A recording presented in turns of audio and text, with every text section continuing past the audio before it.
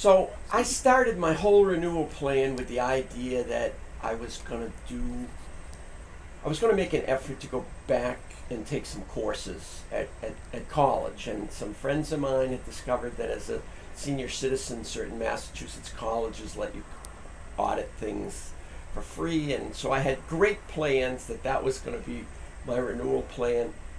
And it really just didn't work out. The combination of summer school at colleges being more intense than I wanted to commit to, and now that we're going into the fall semester, I've started another little part-time job, and I just can't make the schedule work. So while that was my intended plan, somewhere along the line, Prue and I we renewed our Y membership, and we started a class called Enhanced Fitness that meets 3 times a week on Monday, Wednesday, Friday, and we're there pretty much every Monday, Wednesday, Friday for an age-appropriate set of exercise that we're going to stick with now, I think, for a long time. And so while maybe it wasn't what I started, and maybe I'll get to the education thing at another time, we certainly found something that was important to us in finally getting the exercise we think we need. Right. Well, that was Gordon's renewal plan, or that's what he's come to identify as his renewal plan, and it certainly is something that I'm participating in and getting the benefit of. But it's not what my renewal plan was originally supposed to be, and not really what it ended up being either. Although that's, like I said, I'm part of that. But my renewal plan was kind of originally defined as grandma on call. I don't have any grandchildren, and I love to spend time with kids. So I thought, well, I'll just be available to people to be grandma whenever you need me. You know, if mom and dad have an emergency and have to head out, I'll be glad to pop over and spend a few hours with the kids. But that requires that people request your presence, and I didn't get much feedback, even though I offered those services to people in the church.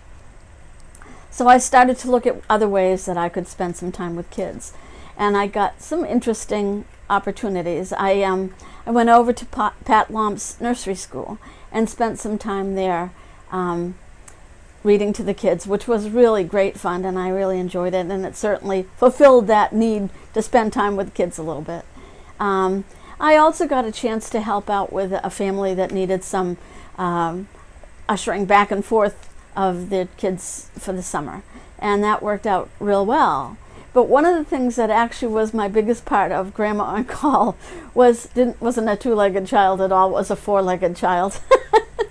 And Reverend Patty asked us if we would take care of Kilo, her dog, while she was on sabbatical and walking the Camino.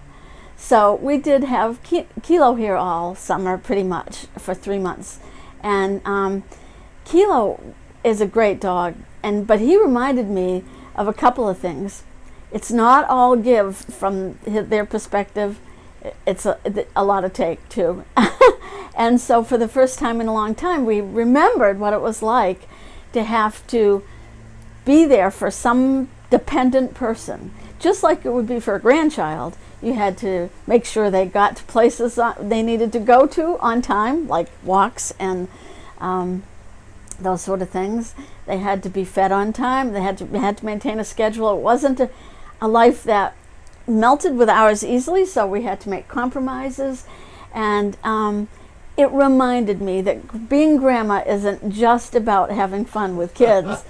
Being grandma would mean a lot of work and a lot of adjustment and compromise.